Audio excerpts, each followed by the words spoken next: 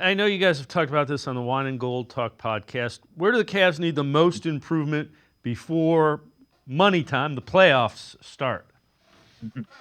It's money marrow, money time. I like it. I think the Cavs need the most work rebounding wise, right? And it's not necessarily looking at Jared Allen, Evan Mobley. Those guys have been fighting their butts off when it comes to going up against some of the best rebounders in the NBA over the last month and a half or whatever it has been, right? We talk about Valanciunas, Vucevic, Zubac, guys that have been known to be great rebounders throughout their NBA careers. And Jared Allen and Evan Mobley have stood the task, and sometimes they haven't, but it's also looking around and saying, okay, now looking at the rest of the 13 players on this roster, how are you going to help them rather than allowing the opposing offense to continue their possession after great defensive possessions because they get an offensive board? And it's not always those big guys. Sometimes it's smaller guards or forwards jumping in and getting balls that they shouldn't. So I think if you look back at the Portland Trailblazers game last night, that's something that I brought up on the Wine and Gold Talk podcast, is that Jared Allen, Evan Mobley, and Darius Garland were the top three rebounders on the team. Darius Garland had 5 rebounds. The rest of the team